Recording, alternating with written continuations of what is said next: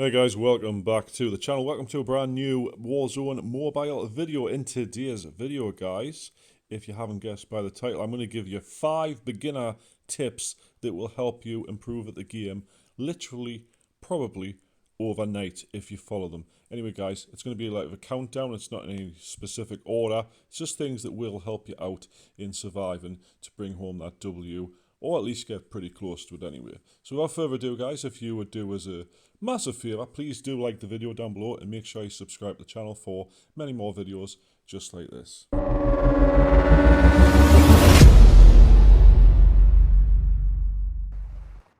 Right, first of all, guys, let's talk about your loadouts. Now, loadouts are a great thing to get during a Warzone match. You get your custom kitted guns, you get your secondary gun, like a sniper that I've got here, and you know you're going to do well with it because you play with them all the time, or you should play with them all the time, and you are going to do better because of this. However, did you know that there's actually 2 separate loadouts and they're not to get confused with each other? So when you're in the game like this, guys, you can see I've got a gun in my hand right now. If I go to gear up, this is my current Warzone loadout, my custom loadout number 1. I've got the Swarm, I've got the AMR sniper rifle. Now this is my current one. Now you can of course go to different ones, custom 2, custom 3, etc. like that. But if you do play multiplayer and Warzone, just remember that your multiplayer loadout is completely different to your Warzone. So whatever you've got on multiplayer will not show in the loadout drop on Warzone. So make sure you actually get a different loadout set with the attachments and everything, not just selecting the button, so that when you click either multiplayer or battle royale, you are getting the right one for the right mode you're on. Alright guys, you've just died in Warzone, but fear not, it's the first time you've died and you are in fact going to the Gulag. Now, I'm going to give you a quick Gulag tip here, guys, if you are new to it or you struggle with it, is just to stand pretty much still. They're either going to come left or right, they'll usually rush you, and just hard scope, wait for them to come and run them down.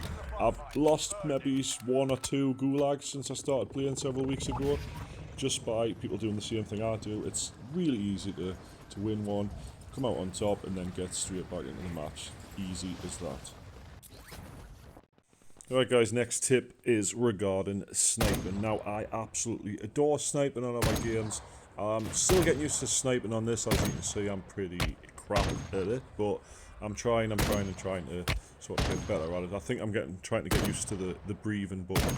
You see the lung button, you can press that for a momentary sort of, you can aim a bit steadier for a couple of seconds just to line up your shot, get a nice perfect headshot. However, that is not the tip, although it is a tip I suppose.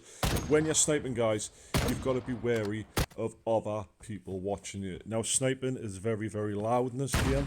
You get sniper glints, people can see the glint in your scope and you're aiming at them, stuff like that. If you become complacent when you're sniping, you're going to get took down, which is exactly what happens to me.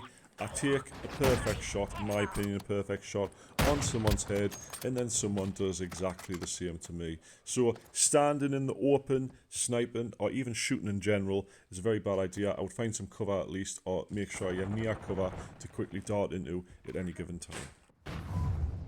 Alright guys, believe it or not, on Warzone Mobile there is a thing called hot drop. However, there's not a specific hot drop, one specific area that everybody always goes to. It just happens to be built up areas, places with names. A lot of people will go to these places quite often. Now, what I tend to do is, which didn't really work here in this clip you're seeing, is go to the lesser known areas. You're still going to kit up, you're still going to get plates, and hopefully you don't get this horrible revolver that doesn't really shoot very straight, and then get rushed by pretty much a full trio, fully automatic weapons. Like I just died. But what I'm trying to say is, what the point I'm making is, for this tip, is to land somewhere safe. If you're not confident in the game enough to hot drop, you're confident you're going to find any gun whatsoever and take on full trios or full squads on your own, I would recommend you just land somewhere safe, and then you can save yourself a very early Gulag trip. Not that I'm complaining, because then I get a reset, but you know, it's best to survive long enough to kit up, get your loadout if possible, and push further into the game with the rest of your team. So guys, before I give you the final survival tip for Warzone Mobile, at least the beginner survival tips that is, If you haven't already liked the video down below, please do make sure you do that. And if you haven't subscribed, please do. Obviously, not to miss any new videos. I do gameplay, I live stream, I do tip videos just like this one. I'll be doing more as I progress through the game a bit more and learn some more strategies for you.